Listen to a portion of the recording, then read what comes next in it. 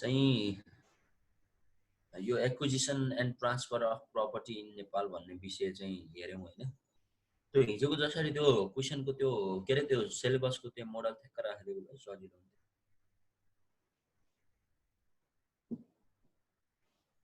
अब ठिक छ, त्यो अहिले चाहिँ तिमीले गर्दै जाँदाखेरि ठिक होला।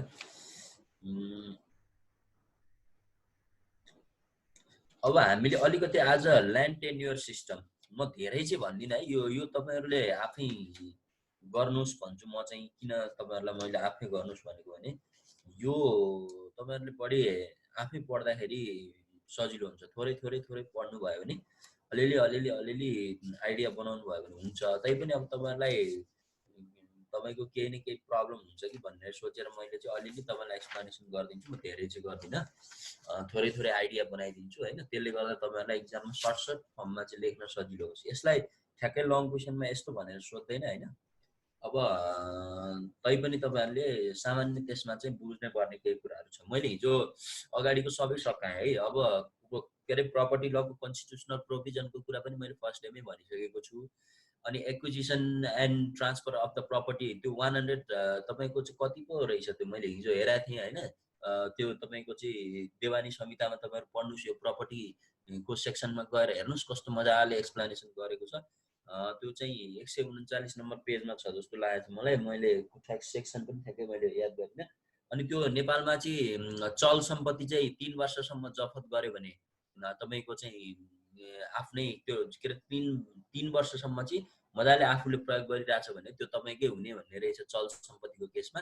अचल सम्पत्तिको केसमा चाहिँ अहिलेको नयाँ कानुनले चाहिँ 30 वर्षभन्दा बढी प्रयोग गर्यो भने चाहिँ त्यो चाहिँ तपाईँको हुने रहेछ भनेर चाहिँ, त्यसमा तपाईँको अनरसिप चाहिँ हुन्छ भनेर चाहिँ अहिलेको नयाँ कानुनले भनेको रहेछ हिजो। त्यो पनि मैले अलिकति हेरेँ। अब तपाईँहरूले पनि त्यो प्रपर्टी ल चाहिँ प्रपर्टी सेक्सन चाहिँ त्यो मुलुकी देवानी संहिताको हेर्नुहोस् र अलिअलि नयाँ नयाँ आइडियाहरू चाहिँ बनाइराख्नुहोस् है। त्यो भयो भनेदेखि सजिलो हुन्छ, केही यहाँ पनि सपोर्ट हुन्छ हामीलाई। अब आज चाहिँ हामी ट्रेडिसनल ल्यान्ड टेन्युर सिस्टम चाहिँ पहिला पढ्छौँ है। त्यो ट्रेडिसनल ल्यान्ड टेन्युर सिस्टम म भनिदिन्छु होइन। अरू तपाईँहरूलाई त्यो सामान्य त्यो मैले त्यो हिजोको मेलमा पनि धेरै कुराहरू छ, त्यहाँबाट पनि हेरेर पढ्नुहोस् होइन। अब यो चाहिँ त्यस्तो अब त्यो कल्याण धनहरू यताउता त्यो भन्ने चाहिँ त्यो पुरानो मुलुकी ऐनको प्रोभिजनहरू थियो। अब अहिले चाहिँ तपाईँको यो ट्रेडिसनल ल्यान्ड टेन्युर सिस्टम तपाईँको सिलेबसमा भएको कारणले त्यो पनि अलिकति भनिदिन सजिलो भयो होइन। अब मैले सुरु गरेँ है, किपातबाट जाउँ है हामी। किपात भन्ने सिस्टमबाट चाहिँ हामी जाउँ। जस्तो अब यसको बारेमा अलिकति तपाईँलाई म ब्याकग्राउन्ड बनाउँछु पहिला सुरु। अब यो चाहिँ अलिकति हामीले यिनीहरूलाई चाहिँ अलिकति गौर गरेर पढ्नुपर्छ, अलिकति इम्पोर्टेन्ट पनि छन् यिनीहरू होइन। इक्जामको लागि पनि अब अहिले कसरी सोध्छ भन्ने कुरा चाहिँ अब मेन च्यालेन्जको कुरा पनि छ अहिलेको सिलेबस अनुसार। अब इक्जाममा अब यो नयाँ मुलुकी देवानी संहितालाई फोकस गरेर सोध्छ कि उसलाई सोध्छ, तर सिलेबसमा राखेको भएको कारणले यो नयाँ सिलेबस रिभाइज भएर नआइसकेको भएर हामीले चाहिँ यसलाई पनि ध्यान दिएर पढ्नुपर्ने हुन्छ। अब किपात चाहिँ रोयल ग्रान्ट हो क्या। यो चाहिँ के थियो भने इन्डिजिनियस पिपलहरूको चाहिँ तपाईँको चाहिँ प्र्याक्टिस थियो क्या नेपालमा। जस्तो यो सुनवार, राई, लिम्बू होइन, लेप्चो, चेपाङ जातिहरूको चाहिँ तपाईँको चाहिँ बढी जसो चाहिँ यो किपात सिस्टम चाहिँ त्यो इन्डिजिनियस पिपलहरूमा चाहिँ बढी प्र्याक्टिस वा त्योबाट चाहिँ अलिक बढी प्रभावित सिस्टम हो क्या यो भनेको चाहिँ। अब यो यसको बारेमा तपाईँले अलिकति मैले थोरै ब्याकग्राउन्ड बनाउँदै जाने हो भने तपाईँको के छ त भन्दा Kipat tenure emerge not because of a royal grant. राजाले ग्रान्ट दिएर भन्दा पनि बिकाउज द अनरको कारणले चाहिँ, मालिकको कारणले चाहिँ यो उत्पत्ति भएको। As a member of a particular ethnic community, एउटा पार्टिकुलर तपाईँको चाहिँ सोसाइटीको जस्तो उनीहरूको चाहिँ customary occupation of land situated in a particular geographical एरियामा छ भने Kipat was thus a form of communal land ownership. यो चाहिँ अब कम्युनल ल्यान्ड अनरसिपबाट चाहिँ आएको कन्सेप्ट हो, under which each person has a right to exclusive use a particular piece of land. एउटा व्यक्तिलाई चाहिँ एउटा पार्टिकुलर पिस अफ ल्यान्डमा चाहिँ एक्सक्लुसिभ उसको राइटहरू चाहिँ तपाईँको चाहिँ त्यहाँ क्रिएट हुन्थ्यो। But were his right to dispose of the land are restricted. तर त्यसलाई डिस्पोज गर्न भनेको ट्रान्सफर गर्न र सेल गर्न चाहिँ रेस्ट्रिक्ट गरेको थियो। उसलाई अ पिस अफ ल्यान्ड चाहिँ लिनलाई यो किपात सिस्टममा के रहेछ त भन्दा उसले त्यो कमाउन पाउने केही उसले त्यहाँ त्यो सिस्टमभित्रबाट चाहिँ तपाईँको चाहिँ उसले पाउने, जस्तो उसले पिस अफ ल्यान्ड पाउने, त्यसमा उसको पूर्ण रूपमा अधिकार हुने। तर त्यसमा एउटा कुरो के थियो भने डिस्पोज गर्न चाहिँ नपाउने, भनेको मतलब उसले बेच्न ट्रान्सफर गर्न चाहिँ नपाउने, restricted on the right to dispose of the land are restricted on the theory that the land belongs to the chief or the tribe. अनि त्यो चाहिँ ल्यान्ड चाहिँ कसको हुन्थ्यो त भन्दा चिफ र ट्राइब भन्ने त्यतिखेर जो चाहिँ त्यो एउटा सर्टेन उनीहरूको चाहिँ हेड हुन्थ्यो, त्यो ट्राइबको हेड हुन्थ्यो, तिनीहरूकै हातमा हुने भएको कारणले त्यो बेच्न चाहिँ पाउँदैन थियो। The prominent Kipat earning communities of Nepal were भनेर चाहिँ अब मैले अघि नै भनिसकेको छु, पल्लो किरात, राई, तामाङ, भोटे, शेर्पा होइन, मजिया, चेपाङ यिनीहरूको सुनार, माझी, लेप्चो होइन, रिसाइडिङ इन इलाम, धनकुटा, पाँच थर, के अरे तेह्रथुम, ताप्लेजुङ, सङ्खुवा सभा, यो एरियामा बस्ने अधिकांश तपाईँको चाहिँ यो के अरे इन्डिजिनियस तपाईँको चाहिँ ग्रुपले चाहिँ यो किपात सिस्टम चाहिँ बढी प्रयोग गरेको र किपात सिस्टमको मेन कुरा मैले अघि भनिहालेँ, डिस्पोज गर्न नपाउने भन्ने बेसिसमा रहेर तपाईँले व्याख्या गर्नुहोस्। किपातलाई तपाईँले पहिला सुरु ब्याकग्राउन्ड बनाउँदाखेरि यति बनाउँदा अहिले एउटा स्केच बन्यो होला तपाईँको माइन्डमा, किपातमा मैले के लेख्नुपर्छ भनेर। पार्टिकुलर इथनिक कम्युनिटीले प्र्याक्टिस गरेको रोयल ग्रान्ट नभएर चाहिँ त्यही गाउँको चाहिँ अनरहरूले चाहिँ त्यही ट्राइबको चाहिँ अनरहरूले नै त्यो चाहिँ पिस अफ ल्यान्ड चाहिँ दिने, एक्सक्लुसिभ राइट हुन्छ त्यसमा, तर त्यसलाई चाहिँ डिस्पोज गर्न चाहिँ रेस्ट्रिक्सन गरेको छ भनेर सुरु गर्नुभयो भने तपाईँको किपात सिस्टम नेपालमा यस्तो थियो भनेर चाहिँ आइहाल्छ। त्यस पछाडि king P N Shah, Prithvi Narayan Shah allowed to Kipat system to prevail until the salt separated from the water in which it was dissolved. अब तपाईँको चाहिँ यो चाहिँ किपात सिस्टममा चाहिँ पृथ्वीनारायण शाहले पनि एउटा रोल चाहिँ प्ले गरेको रहेछन्, जस्तो the salt separated from the water होइन, अनि त्यस पछाडि in which it was dissolved, अब चाहिँ त्यो चाहिँ डिजल्भको कुरा पनि गरेका रहेछन्। अनि त्यसपछि the land was divided into a smaller individual plots. अब यहाँ हेर्नुहोस् है के भएको रहेछ त्यतिखेर भन्दाखेरि अब ल्यान्डलाई चाहिँ स्मलर इन्डिभिजुअल प्लट्समा चाहिँ डिभाइड गरेछ फर द कल्टिभेसन, के को लागि? कल्टिभेसन भनेको मतलब उत्पादन गर्नको लागि, खेती गर्नको लागि। Individual had right to use but not own it भनेको मतलब त्यसमा राइट चाहिँ थियो तर अन गर्ने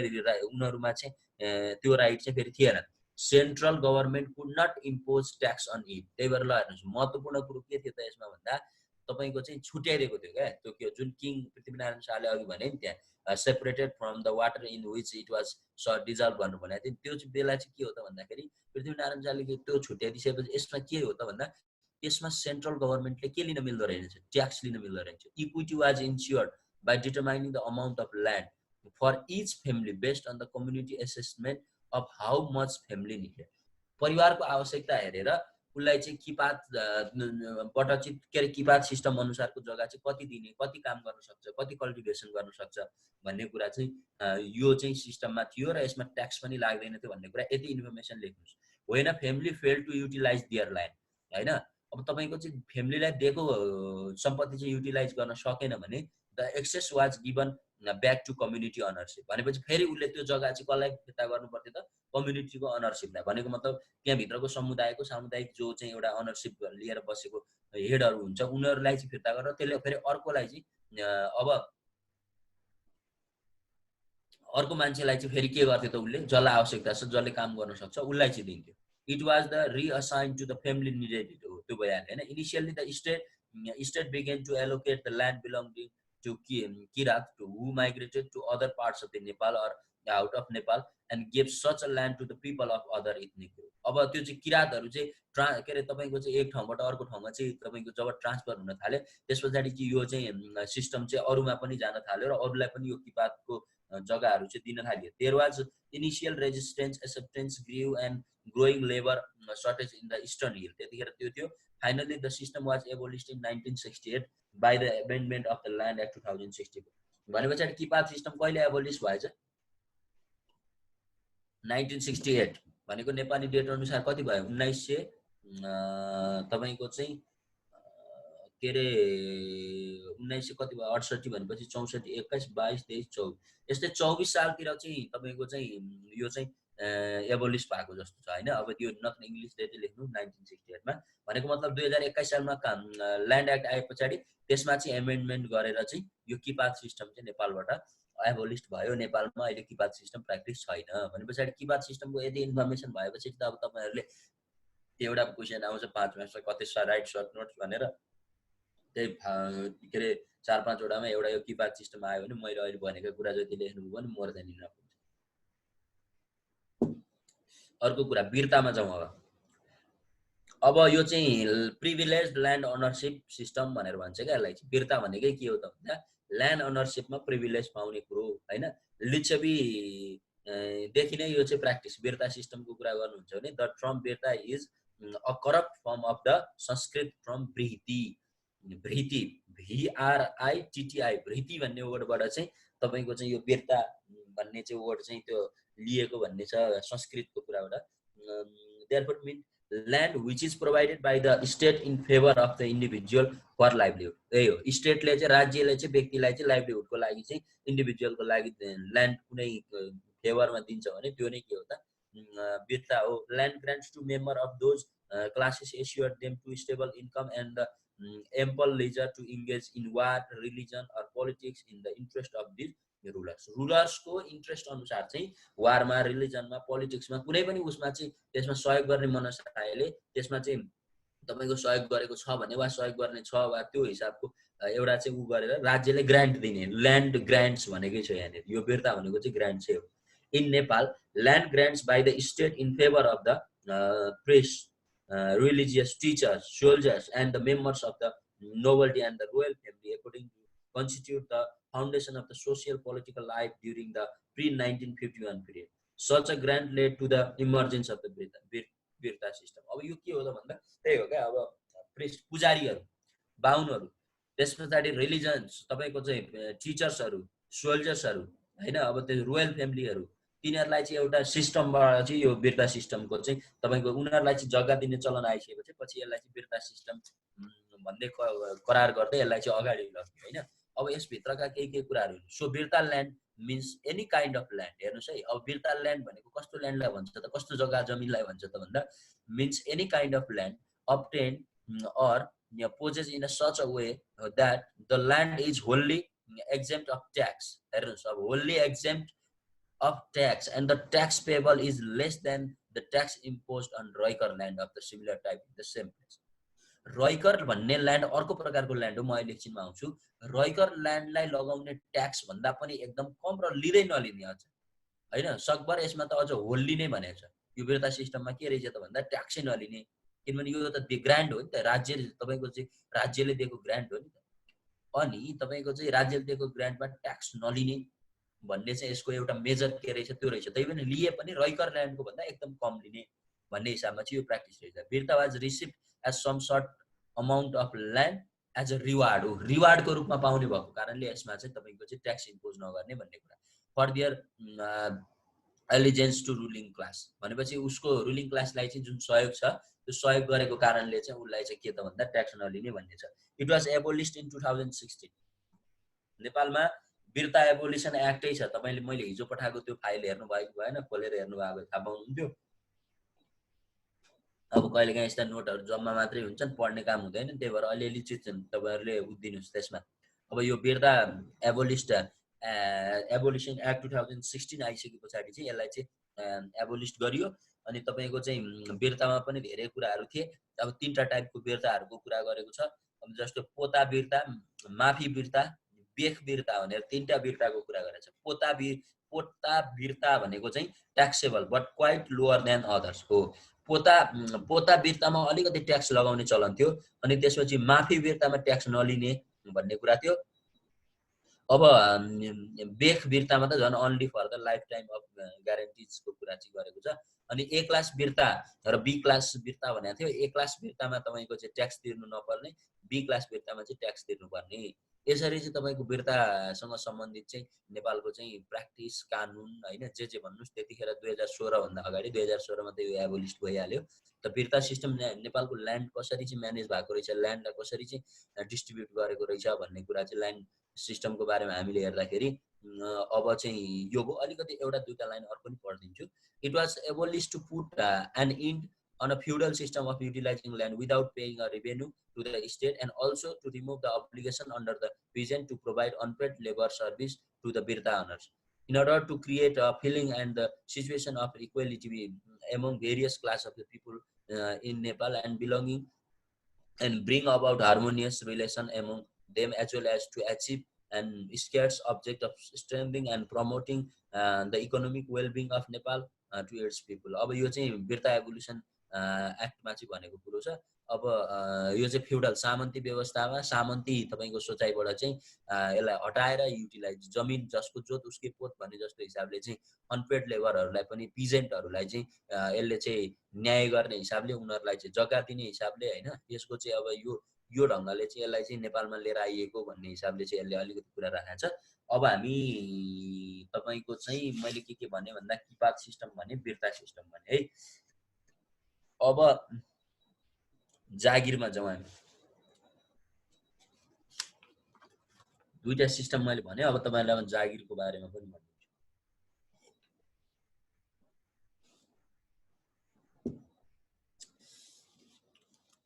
जागिरमा के छ त भन्नुहुन्छ भने यो चाहिँ अब एउटा allotment of land institute of salary, यो नामैले क्लियर छ। पहिला नेपालमा स्यालेरी दिन त्यस्तो मुद्रण व्यवस्था हाम्रो नेपालमा कहाँबाट थियो र यो मुद्रा आदान प्रदान गर्ने भन्ने कुरो थिएन। त्यही भएर अब जागिर खान गएको मान्छेलाई तपाईँको स्यालेरीको साटो अब यही चाहिँ तपाईँको चाहिँ ल्यान्ड चाहिँ एलोटमेन्ट गरिदिने भनेर ल्यान्ड असाइनमेन्ट सिस्टम भनेर यसलाई भन्छ। तपाईँको persist only as long as the prison in the service for the temporary period. अब the use of the term जागिर हेर्नुस्, अब use of the term जागिर which is the person, अब यसमा के भनेको छ त भन्नुहुन्छ भने जागिर सिस्टममा हेर्नुस् है त। अब origin is denote the assignment of the government employees and functionaries. त्यसमा चाहिँ the form of the land tenure known as जागिर came to being when revenues on the land were assigned as the emoluments of the government employees and the functionary. Land on which the state retained its right to collect and appropriate the revenue were known as Jagir. On the totality of Jagir, Jagera constitute the area owned by the state under the Raikar tenure. अब यो यस्तो छ क्या, अब तपाईले जागिरमा सुरुमा तपाईले बुझ्नुस् त्यति तपाईले बुझ्नुपर्ने कुरा के हो त भन्दा के रे तपाईको जति समय चाहिँ त्यो सर्भिस दिन्छ त्यति समय उसले त्यो ल्यान्डमा कल्टिभेट गर्न पाउँछ। त्यो जागिरको एउटा नेचर भयो हैन, तपाईको चाहिँ त्यो बराबरको उसले चाहिँ त्यो ल्यान्डमा चाहिँ उसले कल्टिभेट गर्न पाउने, उसको त्यो ल्यान्ड हुने, त्यो ल्यान्डमा चाहिँ उसले चाहिँ उ गर्न पाउने, के रे काम गर्न, उब्जनी गर्न, हरेक गर्न पाउने भन्ने हो। इन नेपाल त्यो तपाईको सुरुमा के भयो त भन्दा land grants made in appropriation of service rendered in the past where the के रे associated with the Birta system, whereas Jagir lands usually were assigned in the consideration of the current service. अहिलेको करेन्ट सर्भिस तपाईको जो दिइराछ राज्य रजौटादेखि लिएर यी सबलाई चाहिँ तपाईको चाहिँ सरकारी ओहदामा चाहिँ काम गरेर उनीहरूले जुन सर्भिस दिइराछ त्यो बापत पाउने हो क्या। For a long time it was the policy of the government to pay salaries of the civil and military employees in the form of Jagir. अब नेपालमा भने मिलिटरीको जागिर होस्, सिभिलको जागिर होस्, यिनीहरूलाई चाहिँ अब तलब दिन नसक्ने भइसके पछाडि के भयो त भन्दा लङ टाइमसम्म चाहिँ यो चाहिँ एकदम धेरै प्र्याक्टिस भयो क्या यो तपाईको चाहिँ जागिर सिस्टम। अब तपाईको चाहिँ जागिर बराबरको उसले तपाईको चाहिँ स्यालेरी दिन नसक्ने भइसके पछाडि बरु उसलाई ल्यान्ड दिएपछि उसले त्यो ल्यान्डमा कल्टिभेट गरेर उसको चाहिँ फ्यामिलीले चाहिँ त्यसबाट उब्जाएर खान सक्छ भनेर चाहिँ यो चाहिँ जागिर सिस्टम चाहिँ धेरै समय लामो समय नेपालमा प्र्याक्टिस भयो। The evolution of the Jagir system in Nepal was influenced mainly by the fiscal, administrative and political circumstances. अब यो चाहिँ जागिर सिस्टम नेपालमा के कुराले इन्फ्लुएन्स भएको छ भने फिस्कल, एडमिनिस्ट्रेटिभ र पोलिटिकल सर्कमस्टेन्सेसहरू छ। दिस इन्क्लुडेड द तपाईको चाहिँ non-monetized and non-centralized character of the fiscal system, the need of the finance as a fast-growing administrative and military establishment during the period of after political unification. And अब यही हो क्या, अब पृथ्वीनारायण शाहले unification गरिसके पछाडिको कुरामा हेर्दाखेरि तपाईको अब मोनिटाइज भइसकेको थिएन। अब त्यो सोसाइटीमा मोनिटाइज नभइसके पछाडि अब त्यो फिस्कल सिस्टमको त्यो क्यारेक्टरिस्टिकले पनि तपाईको धान्ने स्थिति नभइसके पछाडि चाहिँ मुख्य रूपमा चाहिँ यही तपाईको चाहिँ जागिर सिस्टम चाहिँ तपाईको बढी जसो प्र्याक्टिस छ। अब यसमा चाहिँ दुईटा कुरा आउँछ। अब एउटा कुरा यसको के हो त भन्नुहुन्छ भने अब खुवा र खाङ्गी भन्ने दुईटा छ। So it is also put on the end of after 1951। अब यो के छ भने खुवा र खाङ्गी भन्ने दुईटा प्र्याक्टिस थियो यसमा चाहिँ तपाईले हेर हामीले बुझ्ने भनेको। अनि यसको इन्ड चाहिँ 1951 आफ्टर 1951 मा चाहिँ यो इन्ड हो। 1951 भनेको कहिले प्रजातन्त्र आइसके पछाडिको कुरा न। अब तपाईको चाहिँ 2008 तिर चाहिँ यसको चाहिँ इभोल्युसन भयो। तपाईँले बुझ्नुपर्ने। अब यो किन रहेछ भन्दा यसको अलिकति फिस्कल पोलिसीको कुरा लेखिहाल्नुहुन्छ होइन। अनि तपाईँको चाहिँ अर्को कुरो भनेको पोलिटिकल सर्कमस्टान्सेसहरू, अनि त्यसपछि किन दिँदो रहेछ, कसलाई दिँदो रहेछ, अनि के रहेछ यसको नेचर भन्ने कुरा तपाईँलाई सुरुदेखिको मैले अलिकति भनिहालेँ। तपाईँको जागिरको बारेमा तपाईँले यति बुझ्नुभयो भने इक्जाममा तपाईँलाई पुग्छ।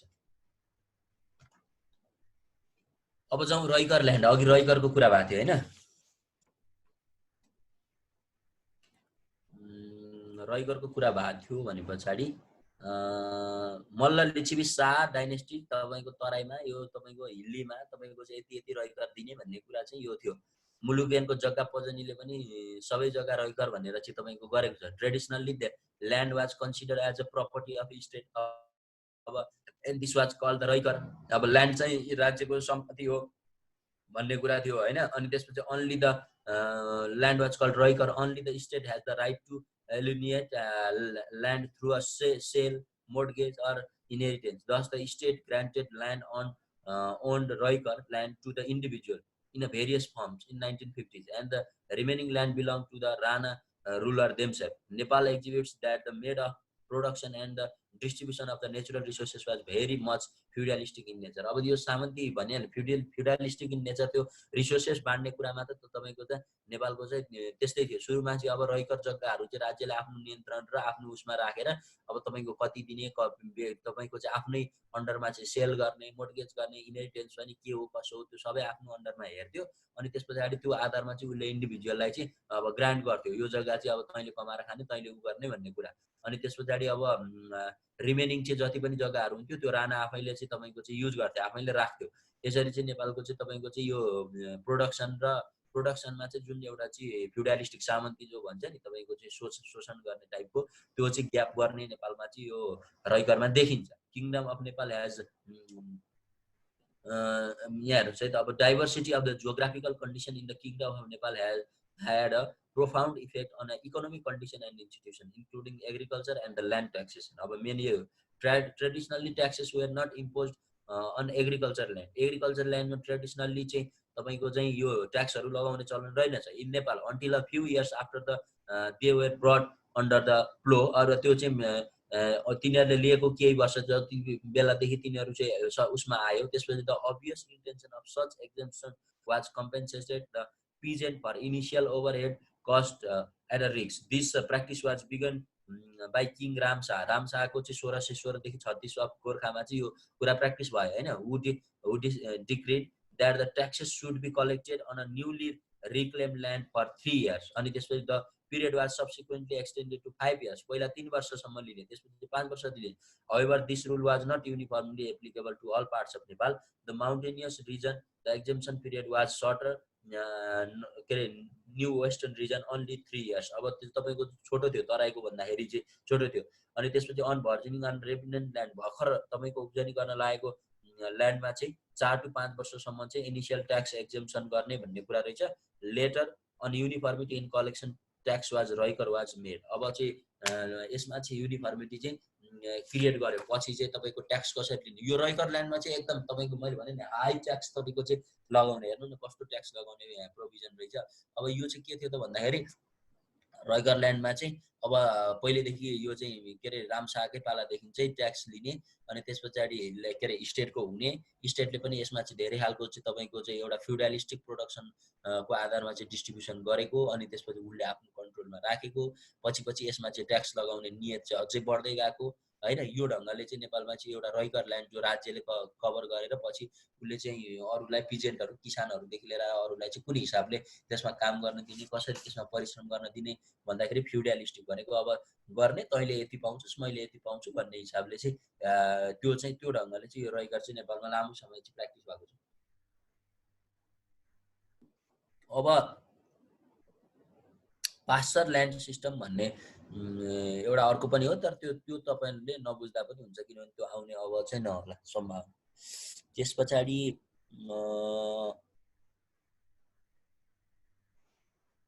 एउटा अर्को सिस्टम छ गुठी सिस्टम। गुठी सिस्टम धेरै तपाईहरुलाई थाहा छ सायद, जहाँसम्म लाग्छ मलाई। The term Guthi is itself a corrupt form of Sanskrit goshthi के अरे GOST यहाँ चाहिँ गोष्ठी भन्ने शब्दबाट चाहिँ यो गुठी भन्ने शब्द आएको रहेछ संस्कृतको। Goshthi system was followed by the Shakya, Licchavi and other community. हेर्नु शाक्य वंश, लिच्छवी वंशहरूले नै यो फलो गर्दै आएको कुरा रहेछ। The grants made for use by religious or the charitable institution led to the emergence. अब emergence of the Guthi land ownership and it help to satisfy the religious के हो त prosperities of the both ruler and the common people. अब यो mainly गरेर land grants made by the state for the use of religious or charitable institution is called the Guthi and के अरे राज्यले तपाईँको चाहिँ रिलिजियस र कुनै च्यारिटेबल काम गर्नको लागि तपाईँको त के हो त भन्दाखेरि त्यो इन्स्टिट्युसन जो चाहिँ राज्यले ग्रान्ट गरेको हुन्छ तिनीहरू भनेको गुठी अन्तर्गत आउने कुरा भयो, जो हामीले नर्मली बुझेको कुरा। In India it is called Debottar भन्ने ल्यान्ड टेन्योर अफ हिन्दुज भनेर चाहिँ रहेछ। देवोत्तर भन्दो रहेछ इन्डियामा। मुस्लिममा चाहिँ WAKF वाक्फ भन्ने सिस्टम रहेछ। क्रिस्चियनमा चर्चेस भनेर भन्दो रहेछ। यसरी चाहिँ तपाईँको चाहिँ यो चाहिँ गुठी सिस्टमको चाहिँ एउटा रहेछ।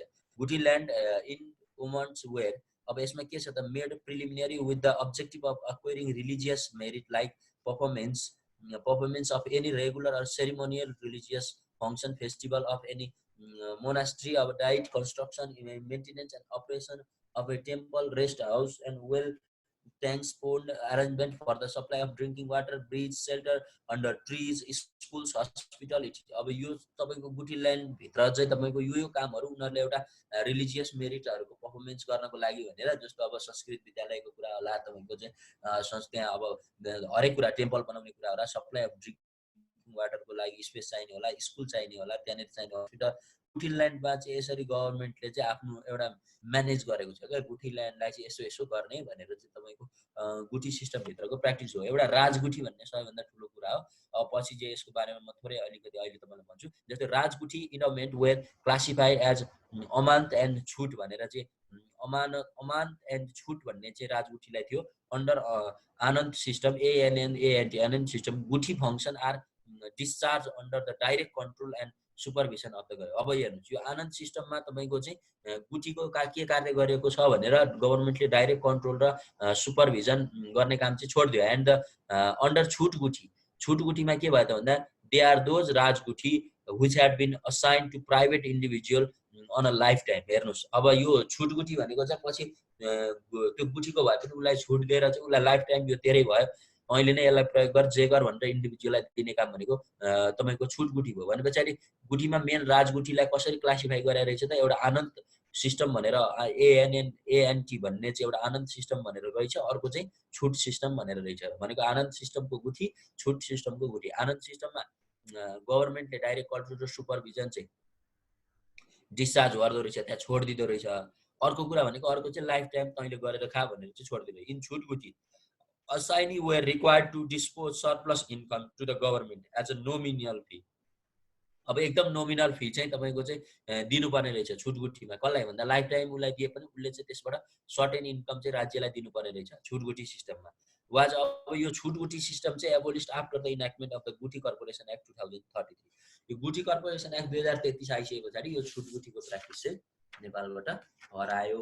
यसलाई त्यसले त्यो एक्टले चाहिँ तपाईको चाहिँ कन्ट्रोल गर्ने काम गर्यो। अब हामीले छुटगुठीको बारेमा पनि पढ्यौं है। गुठीभित्र अरू तपाईले सामान्य सुनेका कुराहरू तपाईले बुझ्नु नै भएको छ। अब अर्को कुरामा हामी जाउँ।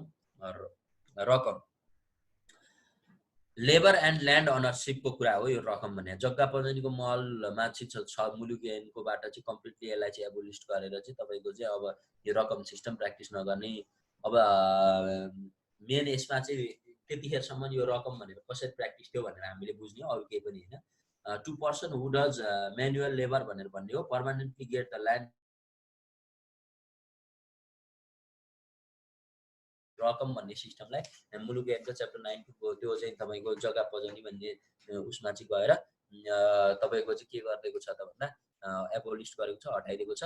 रकम refers to the Raikar lands. हेर्नुस् है, रकम भन्नाले के बुझिँदो रहेछ, Raikar lands on which the cultivation were required to provide तपाईको चाहिँ unpaid labour on a compulsory basis to meet governmental requirement.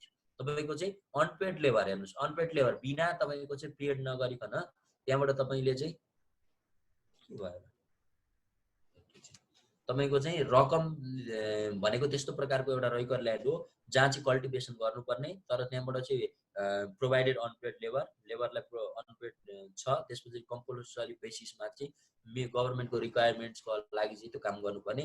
रकम land system originated from the assignment of land as the remuneration for the performance of the specific function mostly of a manual character, blue collar job भनेर भन्दो रहेछ त्यसलाई। अब monsoon तपाईँको चाहिँ carpenter, अब ब्रिकलेयर्स होइन, मेल क्यारियर्स, स्टोन कटर्स, अनि हो यस्तो खालको चाहिँ रिलिजियस प्लेसेसहरूको लागि तपाईँको चाहिँ गर्ने, जहाँ चाहिँ अनपेड लेबर हुन्छ, त्यो चाहिँ रकम सिस्टमको चाहिँ प्र्याक्टिस रहेछ। Rakam system was limited the hill region, यो चाहिँ हिल रिजनमा मात्रै छ, mostly in the Kathmandu valley, यहाँ मात्रै प्र्याक्टिस रहेछ। हेर्नुहोस् है त, अब the workers were granted full partial exemption, तिनीहरूलाई छुट रहेछ from the payment of tax due to homestay although their obligation to pay rents or taxes on nice land remain unaffected भन्ने कुरा यसमा गर्यो। Rakam was abolished after the establishment of democracy आएसँगै Rakam system abolished भयो because it conflicted with the general then force labour भनेर भन्छ। अब तपाईँको चाहिँ लेबरहरूलाई बिना तपाईँको ऊ चाहिँ काममा लगाउने भन्ने कुरा चाहिँ अब त्यो चाहिँ डेमोक्रेसी आइसके पछाडि रहने कुरा नै भएन। By the interim government of Nepal 2007 को संविधानले यसलाई उ गरिदियो। Several individual rakams were abolished during the period of 2013-2017, finally through the muluk 2020 this system was abolished entirely. भनेपछि मुलुक ऐनमा आएर चाहिँ यो इन्टायरली नै के भएको रहेछ त, तपाईँको चाहिँ एबोलिस्ड भएको रहेछ। र बढी जसो रकम ल्यान्ड्सहरू चाहिँ केमा कन्भर्ट भएको रहेछ त, रैकर ल्यान्डमा कन्भर्ट भयो। रैकर भनेको त्यसको गभर्मेन्टले आफ्नो चाहिँ अस्तित्व राख्ने। त्यसरी चाहिँ तपाईँको रकम सिस्टम नेपालमा चाहिँ प्र्याक्टिस भएको रहेछ है। अब जाउँ हामी तपाईँको चाहिँ रैकर पछाडि राज्य रजौटा। अब राज्य रजौटाको बारेमा कुरा गर्दा abolished feudality state within the state of Nepal, त्यही हो। अब फ्युडालिटी तपाईँको त्यो सिस्टम प्र्याक्टिससँगै यो राज्य रजौटा भन्ने कुरा पनि सिद्धियो। राज्य रजौटाको कुरा के थियो त भन्दा, राज्य रजौटा एक्ट 2017 आएर actually abolished this system, but some rajas had been confirmed the title that is Salyani king, Bajangi king होइन। अब यो चाहिँ तपाईँको चाहिँ राज्य रजौटाबाट लिने भनेको यो ल्यान्डहरू यस्तो थियो नि नेपालमा त। अब यो राज्य रजौटा एक्ट 2070 अनुसार यसलाई एक्चुअल्ली चाहिँ यो राज्य रजौटा भन्ने सिस्टमलाई हटाएको हो। तर पनि नेपालमा सल्यानी किङ, बजाङ्गी किङ होइन, अब यो चाहिँ जाजरकोटी किङ, मुस्ताङ्गी किङ भन्नेहरू थियो। यिनीहरूले चाहिँ पछिसम्म पनि यसलाई चाहिँ टाइटल लिइरहेको र यसलाई प्र्याक्टिस गरिरहेको भन्ने कुरा थियो। तर later republic strengthen the some Nepal laws amendment act 2066 को एमेन्डमेन्टले चाहिँ अब यो नेपालमा चाहिँ अब राजा कम्प्लिटली हटाउने यो ढङ्गको तपाईँको चाहिँ भइसके पछाडि यसलाई कम्प्लिटली नै तपाईँको एबोलिस्ट भएको 2066 सालमा के आयो त भन्दा, some Nepal laws amendment act 2066 भन्ने आइसके पछाडि तपाईँको यसको अवस्था चाहिँ गायब भयो। अब यसको बारेमा अलिकति अगाडि बुझाउँदा, प्रिन्सिपालिटी whose ruler enjoyed अटोमनी to return for के हो त भन्दा फेल्टी टु द सेन्ट्रल गभर्मेन्ट होइन। In this system land was given to the rulers in the defeated प्रिन्सिपालिटिज of the state. अब डिफिटेड प्रिन्सिपालिटिजको स्टेटको ल्यान्ड चाहिँ कसलाई दिन्थ्यो त भन्दाखेरि रुलरलाई दिने। In a course of unification of the small प्रिन्सिपालिटी by पिएनसार the state provided defeated तपाईँको चाहिँ former in those प्रिन्सिपालिटी as a effort to ensure their allegiance to the state of new political context in another type of land tenure which came into effect mainly after the unification of P N. अब पिएनसारले त्यो unification गर्दा साना साना राज्यहरूको अब तपाईँलाई defeat गरिसके पछाडि उनीहरूको जग्गालाई चाहिँ तपाईँको चाहिँ कन्ट्रोल गर्ने, त्यसमा उनीहरूलाई नै दिएर त्यहाँबाट चाहिँ आफ्नो ऊ चाहिँ लिने होइन। अब त्यो however the former kings were still allowed to collect land tax from certain land. So अब त्यस्तो ल्यान्डबाट ट्याक्स कलेक्ट गर्ने for their personal use. In some circumstances they had to pay certain proportion of the collected tax to the state. This system was inheritable but the heirs were not allowed to sell or हो।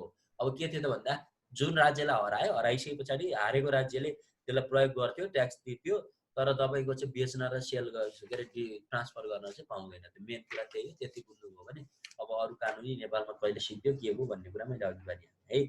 अब हामीले जमिनदारी and तालुकदारी होइन। अब यो सबै उस्तै उस्तै छ क्या, तपाईँहरूले हेर्नु पनि विचार गर्नु होला नि। अघिदेखि म जे कुरा भनिरहेको छु अब तपाईँको हेर्नुभयो भने एउटै जस्तो कुराहरू आइरहेको छ, तपाईँले विचार गर्नुहोस् होइन। यो सबै एउटै कुरा जस्तो छ। अहिले अलिअलि फरक छ क्या, ट्याक्स लिने नलिने कस्तो रकम, अब ऊ चाहिँ तलब बराबर एउटा दिने, तपाईँको चाहिँ यस्तो खालको कुराहरू चाहिँ अलिकति बढी छ यसमा। अब यसलाई अलिकति हेर्ने हो हामीले है। अब यो जमिनदारी र तालुकदारी भनेको के भन्दा जमिनदारी तराईमा प्र्याक्टिस थियो हेर्नुहोस् होइन, यो पनि त्यही फ्युडालिस्टिक ल्यान्ड अनरसिप सिस्टम नै हो, यो पनि अरू केही पनि होइन। फ्युडालिस्टिकमा कसरी यसलाई म्यानेज गरेको थियो, अब जस्तो अहिलेको फ्युडालिस्टिकमा देख्नुभयो नि, उहाँ ट्याक्स चाहिँ इम्पोज गरेर बेच्न नदिने ह्यान त्यान भन्ने हिसाबले उसले त्यहाँबाट सोचिरहेको थियो आफ्नो उनीहरूको श्रमबाट उत्पादन भएको चिजलाई। तपाईँको जमिनदारीमा तराईको कुरा अनि तालुकदारीमा हिमालको कुरा चाहिँ आउँछ नेपालमा। अनि another category of property rights in the land emerged when individual employed by the government to collect the land and other taxes at village level succeeded in acquiring land in the के होता भन्दा entrenching their authority in such a manner that it's gradually assumed the form of property. This development was confined to the Tarai and Hill district of the Nepal. अब तपाईको चाहिँ land collect गर्ने, other ट्याक्सेसहरू लगाउने, अनि acquiring land चाहिँ तपाईँको चाहिँ आफू एक्वायर गर्न सक्सेस हुने, किनभने त्यो तपाईँको विभिन्न ट्याक्सहरू तिर्न सकेन भने अब यो ढङ्गले क्या अब सामन्तीहरूको व्यवस्थामा के हुन्छ, तपाईँको चाहिँ कसरी हुन्छ, यसको ल्यान्ड चाहिँ आफ्नो बनाऊ, यसको ल्यान्डमा आफ्नो बनाऊ, आफू बनाएपछि यसैलाई काम गर्न लगाऊ, यसैले काम गरे पछाडि उत्पादन गर्छ, यसलाई पनि केही दिउँ, त्यस पछाडि हामी मजाले राखौँ भन्ने नै तपाईँको हुन्छ। The revenue collects of birta rakam jagir and government on the land were called zamindar. हेर्नुहोस् अब द रेभेन्यू कलेक्टर्स अफ होइन, रेभेन्यू कलेक्टर्स अफ के त birta rakam jagir and government on land were called zamindar होइन, जो गभर्मेन्टले आफै ल्यान्ड अन गर्ने कुरा चाहिँ zamindar or talukdar. They were generally empowered to deal with the aspect of the land administration as well as the rent collection को कुरामा जान्छ होइन। अब काठमाडौँ भ्यालीको डिस्ट्रिक्टहरूमा चाहिँ use to collect the land taxes directly from the land owner. So land ओनरबाट चाहिँ तपाईँको काठमाडौँ भ्यालीहरूमा तपाईँको डाइरेक्ट चाहिँ रेभेन्यूहरू कलेक्ट गर्ने थियो। The talukdari system in the hill district emerge between 1828 to 1837, 1820 देखि 1837, and when the revenue administration system was recognize with the object of extension its based to the village. अब भिलेजमा यसलाई फैलाउँदै लग्ने बढाउँदै लग्ने भन्ने भयो। The zamindari system was, the talukdari सिस्टमको कुरा है। अब zamindari system was similar to made in Terai. Zamindari system तराईमा प्र्याक्टिस गर्यो ड्युरिङ द 1861 देखि 62।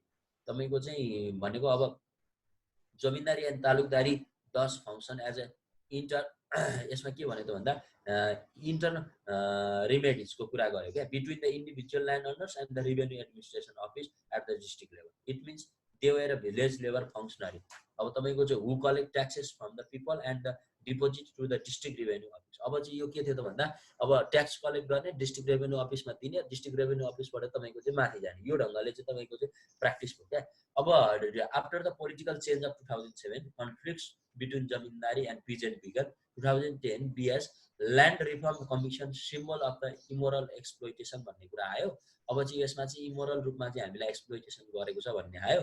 फाइनली ल्यान्ड एक्ट 2021ले चाहिँ यो चाहिँ सिस्टमलाई चाहिँ जमिनदारी सिस्टमलाई चाहिँ तपाईँको चाहिँ एबोलिस्ट गरेको छ होइन।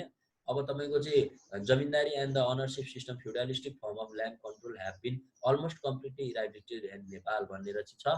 अब zamindari not only provided insurance to the government for the revenue होइन, अब गभर्मेन्टलाई त्यो मात्रै रिभेन्यू मात्रै दिने कुरा थिएन क्या। He also function as a sources of agricultural finance. उसले चाहिँ एग्रिकल्चर फाइनेन्स पनि गरिदिनु पर्ने, अनि त्यस पछाडि तपाईँको चाहिँ he was required to make a seeds available to other agriculture resources as far as possible to peasant who land lacked them, and also तपाईँको चाहिँ for the maintenance of the land records to the registration of the land. अब यो चाहिँ न त तपाईँको चाहिँ उसले बिउ बिजन उत्पादन गरेको पनि दिनुपर्ने, सबै तपाईँको चाहिँ के अरे उनीहरूको राज्य उसको चाहिँ के अरे त्यो सरकारको कन्ट्रोलमा भएको उसलाई चाहिँ तपाईँको चाहिँ उनीहरूले नै आफैले त्यो बिउ बिजन पनि दिनुपर्ने सम्म भनेपछि कति सामन्ती व्यवस्थाभित्र चाहिँ यो चाहिँ सिस्टम प्र्याक्टिस भएको रहेछ भन्ने कुरा हामी त्यसै पनि अनुमान गर्न सक्छौँ। बढी केही पनि होइन, यही कर लगाउने कुरा, त्यहाँबाट रेभेन्यू लिने कुरा, रेभेन्यू हो यसको मेन मेथड भनेको चाहिँ तपाईँले यति बुझ्नुभयो भने अरू जमिनदारी अनि तालुकदारी, जमिनदारी तराईमा प्र्याक्टिस, तालुकदारी हिमालमा प्र्याक्टिस, कहिले कहाँ भन्ने कुरा मैले अघि डेट सेट भनिदिएको छु। कहिले एबोलिस्ट भयो, किन भयो, कम्प्लिटली केले एबोलिस्ट गरेको त भन्दा 2021 को तपाईँको चाहिँ यो चाहिँ ल्यान्ड एक्टले नै यसलाई चाहिँ एबोलिस्ट गरेको छ। यति कुरा लेख्नुभयो भने यसमा पनि हुन्छ। अब तपाईँको त्यहाँ महाजनीको कुरा छ है अर्को।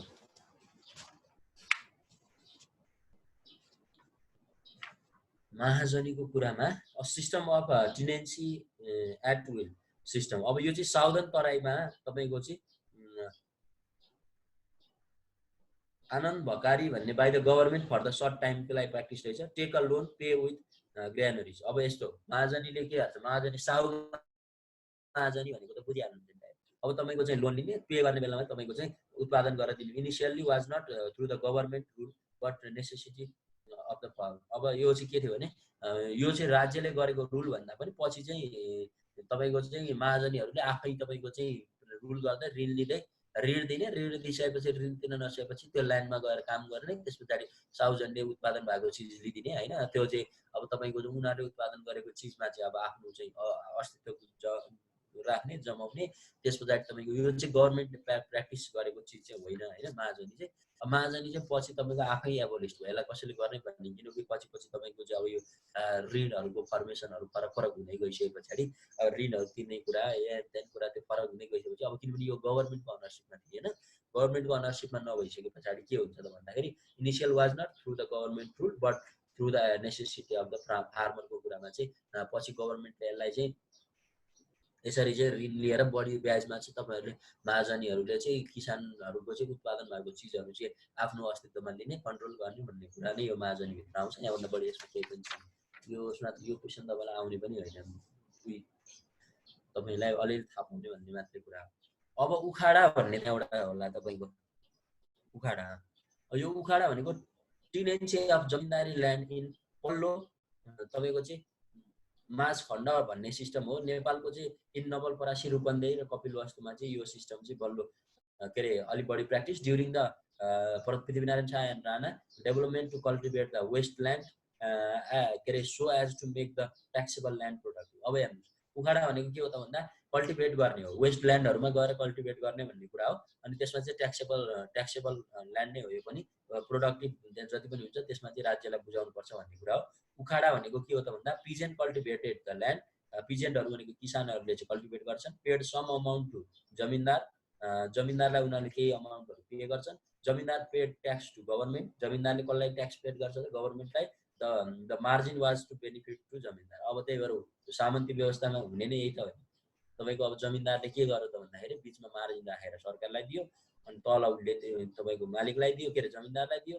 अब जमिनदारलाई चाहिँ जमिनदारले बिचमा चाहिँ केही गर्दै नगरिकन मजाले सुती उसले त्यो बिचको ग्याप आएर उसले चाहिँ त्यो गरे। अब लिस्ट कहिले हो त भन्नुहुन्छ भने the peasant cultivate should get the ownership old चाहिँ के अरे registration gets cancel with the compensation to the जमिनदार।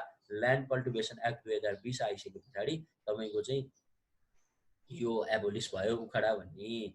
अनि झोरा भन्ने एउटा अर्को पनि छ, त्यहाँनिर हेर्नुभयो भने झोरा छ कि छैन?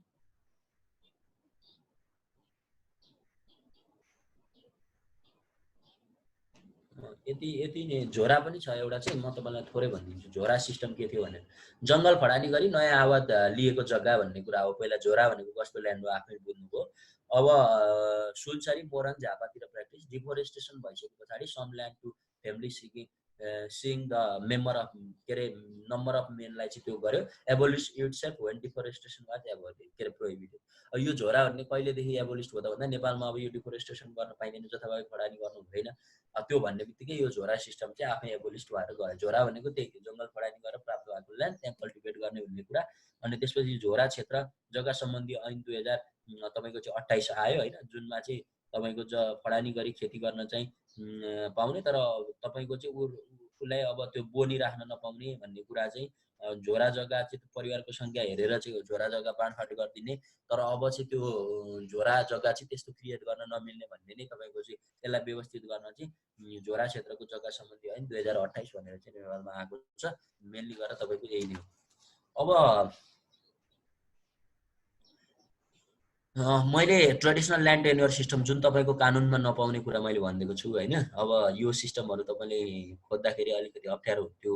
यो 5 नम्बरको मैले भनिदिएको छु। अब प्रपर्टी ल इन नेपाल भनेर जुन तपाईँको कल्याण धन गुठीको तपाईँको जग्गा आवाद गरेको यो मुलुक ज्ञानमा हेर्ने हो तपाईँहरूले सबै। अब यो मुलुक ज्ञानको अहिले नसोच्दा भन्ने हो मेरो कुरा चाहिँ।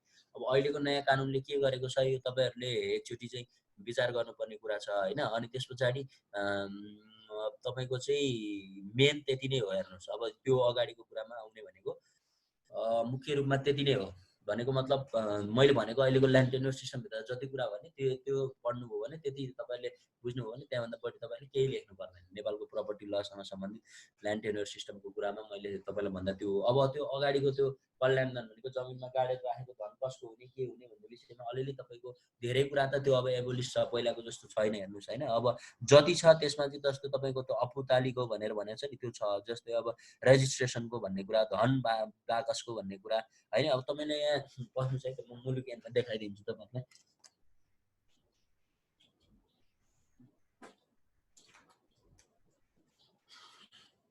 जस्तो मुलुक यानमा तपाईँहरूले के अरे अहिलेको यो देवानी संहितामा तपाईँले के हेर्ने हो त भन्नुहुन्छ भने 84मा छ तपाईँको अब सम्पत्ति सम्बन्धी कानुन भनेको छ हेर्नुहोस्।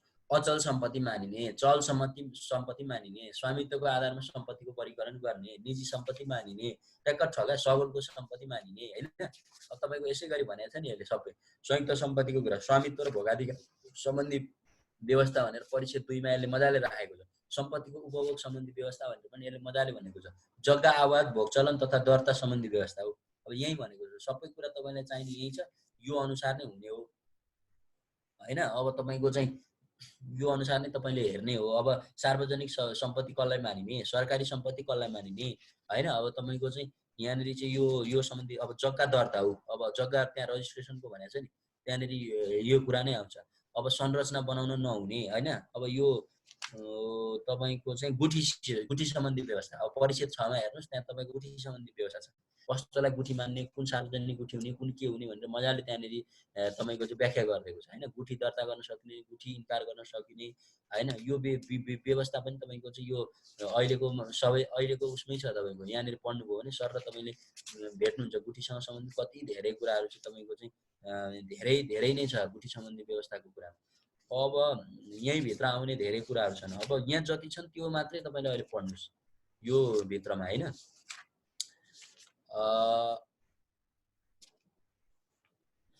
अब फलो भोग सम्बन्धी व्यवस्था भनेर पनि अर्को एउटा अहिले नयाँ तपाईँलाई भनेको छ होइन यहाँनिर। त्यस पछाडि अब फलो भोगीले के गर्नुपर्ने, अब सुविधार सम्बन्धी व्यवस्था भनेर पनि तपाईँको भनेको छ।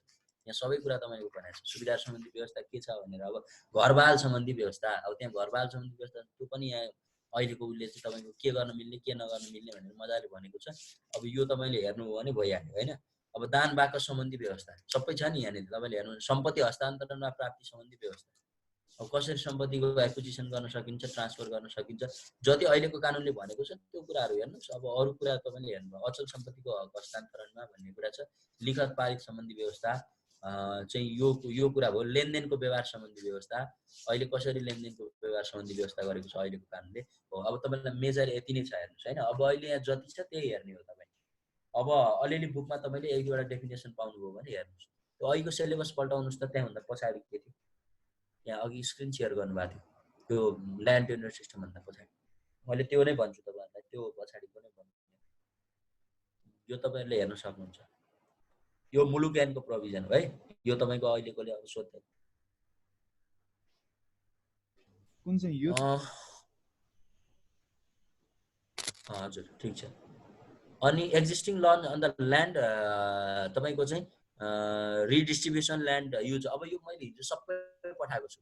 हिजोको त्यो विराज तिमीले फाइलहरू सेन्ड गरिदिएको छौ नि, सबैलाई सेन्ड गरिदिएको छु। गुगल ड्राइभमा पनि राखिदिएको छु। त्यो मेल रिसिभ नहुनेहरूले गुगल ड्राइभमा नि हेर्ने गरी राखिदिएको छु।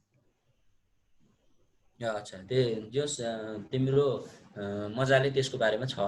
सबै छ, मैले नि हेरेको थिएँ हिजो। ल्यान्ड एक्विजिसन ल अब यो सबै तिमीले चाहिँ त्यो मेल फरवर्ड गरिदिनु भएको छ नि, मैले सायद नेपालीमै छ तपाईँहरूको ल्याङ्ग्वेजमै छ होइन।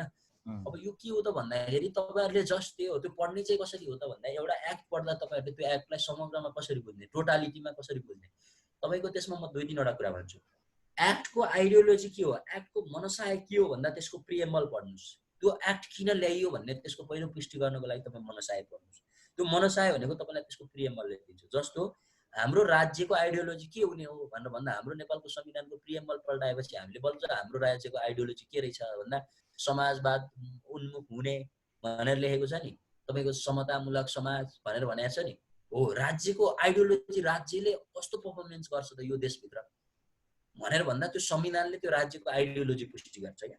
भने जस्तै कुनै पनि ऐन छ भने, जस्तो ल्यान्ड एक्विजिसन एक्ट भनेर भनेको छ भने त्यहाँ जग्गा प्राप्ति गर्न सक्ने ऐन 2034 को कुरा गरेको छ भने त्यसको प्रिएम्बल पढ्नुहोस् के पहिलो सुरु। त्यो प्रिएम्बलले तपाईँको त्यो ल्यान्ड एक्ट एक्विजिसन एक्टले के भन्न खोजेको भन्ने कुरा तपाईँले बुझ्नुहुन्छ। मानौ त्यहाँ 50वटा तपाईँको चाहिँ सेक्सन छन् भने त्यो 50वटा सेक्सन मध्ये तपाईँको भाइटल सेक्सनहरूको उद्देश्य के हो त्यो बुझ्नुहोस् क्या। अनि त्यस पछाडि यो तपाईँले चाहिँ अब यतिदेखि जम्मा के थाहा पाउनुहोस् भने जम्मा यति सेक्सन छन्, यो सेक्सनहरूमा चाहिँ मूलत रूपमा यी कुरा व्याख्या गरेको छन् भनेर तपाईँले त्यसको थेम बुझेर पोइन्ट वाइज यो यो यो यो गरेको छ भनेर लेख्नुहोस्। अब सेक्सन वाइज लेख्न तपाईँहरूलाई सम्भव नहुन सक्छ। त्यो सम्भव नभए पछाडि गर्ने के हो त भन्दा त्यो उसको चाहिँ थेम बुझ्ने हो क्या तपाईँले। त्यसको चाहिँ मेन तपाईँको चाहिँ के हो त भन्दा आइडिया बुझ्ने हो र तपाईँले आफ्नो भाषामा त्यसलाई पोइन्ट वाइज चाहिँ यो एक्टले जस्तो ल्यान्ड एक्विजिसन एक्ट 2034 ले के गर्न खोजेको हो त भन्दा जग्गा प्राप्ति गर्दा मुख्यतया नेपालमा यस्ता यस्ता समस्याहरू रहेछन्, यसलाई यसरी समाधान गर्न र यसलाई यसरी व्यवस्थित गर्न, यसलाई यस्तो तरिकाले अगाडि लग्न। अहिलेको सरकारको गभर्नमेन्टको चाहिँ तपाईँको किन लिएर आयो त, जस्तो 34 सालमा किन आयो होइन, 34 सालमा चाहिँ वीरेन्द्रको पालामा त्यसलाई किन ब्यालेन्स गर्नु पर्यो, किन त्यसलाई म्यानेज गरेर लिएर जानु पर्यो भन्ने कुरो चाहिँ आयो त भनेर त्यसलाई अलिकति त्यो ढङ्गबाट चाहिँ हेर्नुभयो भनेदेखि तपाईँले एक्टलाई व्याख्या गर्न सक्नुहुन्छ क्या, एक्टको मूलत कुरा निकाल्न सक्नुहुन्छ क्या। अब मैले त्यहाँ जति दिएको छु त्यही हेरे हुन्छ, त्योभन्दा अरू आउँदैन तपाईँलाई। यहाँ तपाईँको कुनै त्यहाँ मिसिङ छ वा त्यो बढी छ भने पनि तपाईँले त्यो नलेजको लागि हेर्नुहोस् होइन। र मैले त्यो पठाइदिएको त्यति हो, तपाईँको त्यही टियुका सरले बनाएको के अरे निकालेको हो त्यो, अनि तपाईँको चाहिँ उनीहरूले नै त्यो हामीलाई दिएको कुरा हो। त्यही भएर तिनीहरूको पनि त्यहाँभन्दा बढी चाहिँ त्यो के अरे उहाँहरूको मतलब त्योभन्दा बढी बनाउने मनसाय नहुन सक्छ, मेरो बुझाइमा चाहिँ त्यो हुन्छ। त्यसकारण अब तपाईँले प्रपर्टी लमा जो मैले पठाइदिएको एक्टहरू छन् त्यो एक्टहरूलाई चाहिँ थोरल्ली पढ्नुहोस्, 2 पेज 3 पेज 2 पेज 3 पेजमा समरी गर्नुहोस्। समरी गर्दाखेरि चाहिँ त्यसरी निकाल्नुहोस् कुराहरू, मेजर कुराहरू निकाल्नुहोस्। अनि त्यस पछाडि सबैको तपाईँको चाहिँ दफा लेख्नै पर्छ, त्यो एक्टको दफा लेख्नै पर्छ भन्ने चाहिँ होइन है। अब त्यस पछाडि त्यहाँनिर त्यो एक्ट लिगल एक्विजिसन लहरू छ, त्यो एक्ट हेरेपछि तल के छ, इन्टेलेक्चुअल प्रपर्टी ल इन नेपाल भनेर भनेको छ। 1 मिनट पढ्नुहोस् है। अब यो इन्टेलेक्चुअल प्रपर्टी ल नेपाल भन्नेमा एउटा मैले नोटबाट त मलाई भन्नुपर्छ।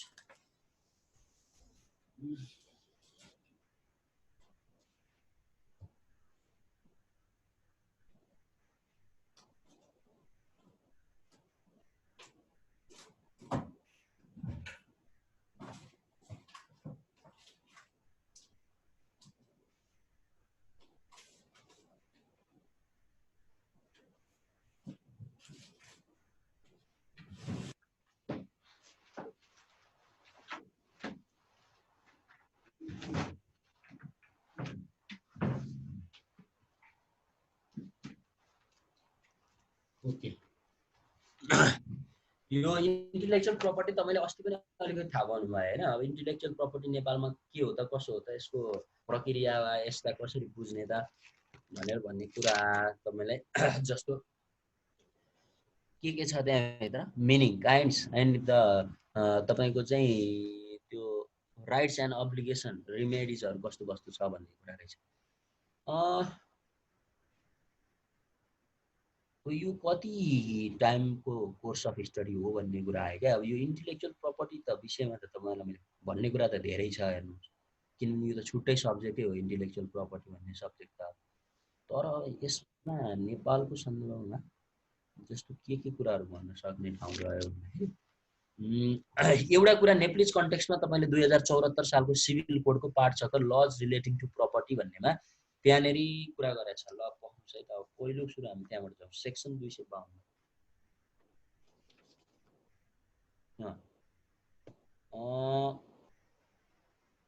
तपाईँको त्यहाँनिर अचल सम्पत्ति भन्नाले भन्ने कुरा चाहिँ एउटा गरेको छ होइन।